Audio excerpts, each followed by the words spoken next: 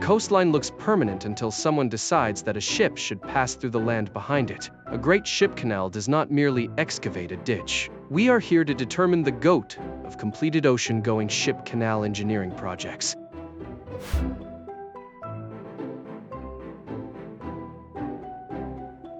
The field is completed. Ocean-going ship canal engineering projects. It replaces geography with a controlled route, then asks generations of engineers to keep that route alive. This field is limited to completed canals built for ocean-going ships. River improvements and purely inland waterways matter, but the contenders here had to connect seas, bypass continental detours, or carry maritime traffic deep into a continent. There are two basic solutions. A sea-level canal keeps one continuous water surface. A lock canal uses chambers as water elevators, raising and lowering ships whenever the terrain refuses to stay flat. The comparison rests on four tests: the difficulty of the geography, the ingenuity of the mechanism, the change imposed on world shipping, and the ability to remain useful after ships and climates changed. Spectacle alone is not enough.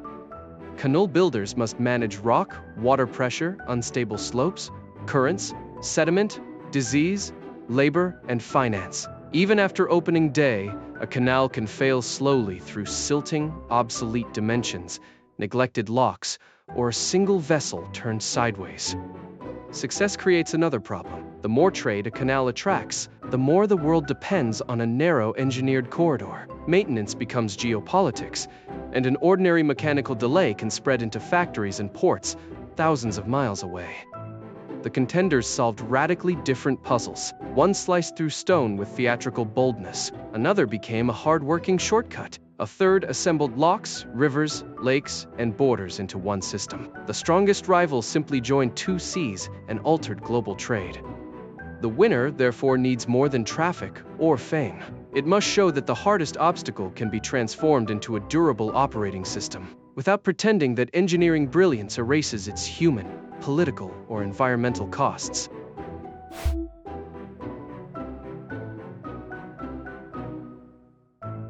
The Corinth Canal is the purest expression of the ancient dream. Find the narrow neck of land and cut straight through it. Rulers considered the idea for centuries, and the Roman Emperor Nero even began an excavation before the modern project finally opened in 1893.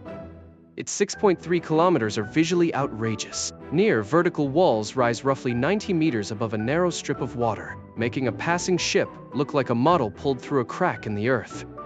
But the same geometry that makes Corinth unforgettable limits its claim. The channel is too narrow for many modern ocean-going ships. Its steep walls have suffered landslides, and its role is now far smaller than the global ambition that produced it. The Kiel Canal chose utility over drama. Stretching almost 99 kilometers across northern Germany, it linked the North Sea and the Baltic, allowing ships to avoid the longer and sometimes dangerous route around Denmark. It opened in 1895 after 8 years of construction. Commercial pressure mattered, but so did naval strategy. A fleet able to move internally between two seas gained an advantage that the map had previously denied it. Kiel also adapted early. Between 1907 and 1914, Germany widened and deepened the route for larger vessels, including the new generation of battleships. That enlargement showed a crucial canal virtue: the willingness to rebuild before success becomes obsolescence. Its weakness is not failure, but scope. Kiel remains a remarkably practical waterway, yet it shortens a regional maritime route through manageable terrain. It did not require an entirely new hydraulic landscape, nor did it reorganize trade between oceans on the same scale as the finalists. The Great Lakes and St. Lawrence Seaway is closer to a continental machine. The full route stretches about 3,700 kilometers from the Atlantic to the head of the Great Lakes, combining natural waters with engineered channels and 15 locks. Its most famous engineered link is the Welland Canal, which carries ships around Niagara Falls. That sentence sounds almost casual until the obstacle is considered: a major waterfall and a steep elevation change standing between inland industry and the ocean. Each lock fills and empties mainly through gravity, lifting vessels in controlled stages. The system also required unusually close cooperation between Canada and the United States, because water, traffic rules, and infrastructure do not respect a political line drawn across a river. The seaway opened a maritime path into the industrial interior of North America, but it carries limits built into its dimensions and climate. Ship size is constrained by the locks, and winter ice interrupts the navigation season. It is an extraordinary network rather than one decisive cut between oceans. Then there is Suez, the strongest rival. Seen from orbit, its argument is almost insultingly clear. A straight marine corridor across Egypt, jetting the Mediterranean and Red Sea, and eliminating the voyage around Africa for traffic between Europe and Asia. Work began in 1859, and the canal opened in 1869. Because the two seas are close enough in level, Suez needed no lock staircase. The engineering was excavation, dredging, organization, and the creation of a navigable line through desert and lakes. Its simplicity multiplied its consequence. Suez became one of the fastest maritime connections between the Atlantic world and the Indian Ocean. Control of the canal became inseparable from empire, Egyptian sovereignty, war, closure, and the politics of energy and trade. The route has repeatedly been widened and deepened, including a modern project that added parallel sections and improved traffic flow. Yet Suez remains a long, mostly linear choke point. In 2021, the Grounded Ever Given demonstrated how one hull could obstruct a system used by the world. If the prize were awarded only for elegant geometry and immediate effect on intercontinental shipping, Suez would probably win. But the greater engineering test is what happens when the land is not flat. The water is not obedient, and a straight trench proves to be the wrong answer.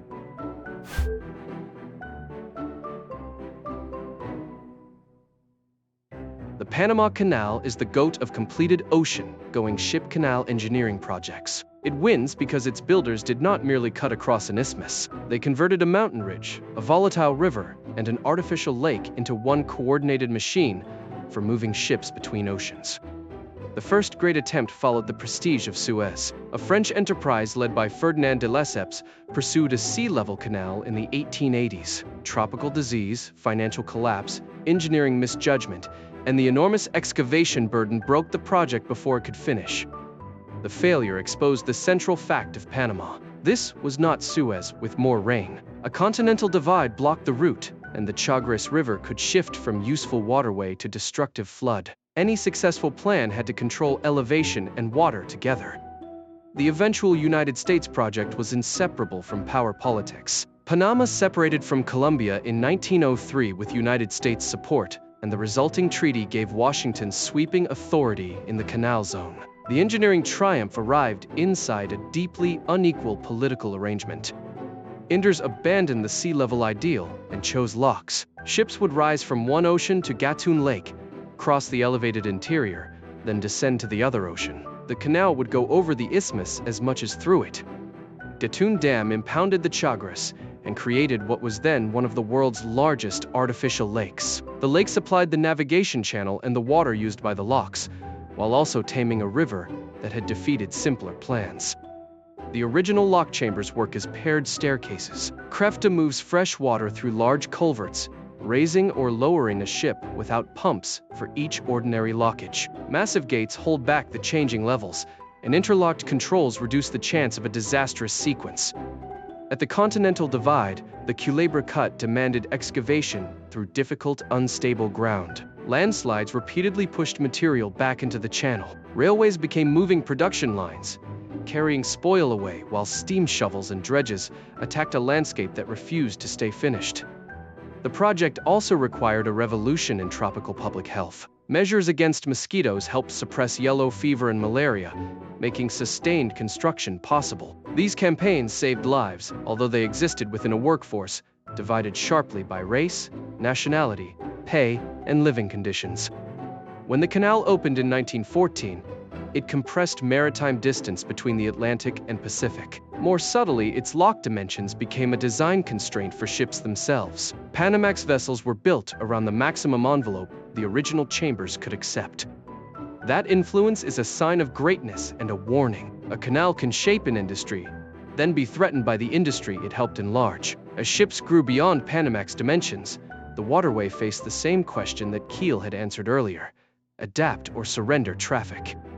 The expansion opened in 2016 with a new lane and much larger locks. It did not replace the original system.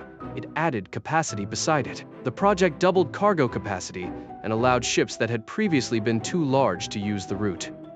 Maintenance is equally important to the GOAT case. Locks, gates, channels, dams, and slopes must be inspected, repaired, dredged, and operated while traffic continues. Culebra Cut is not a conquered obstacle in the past tense, it is a landscape under permanent negotiation.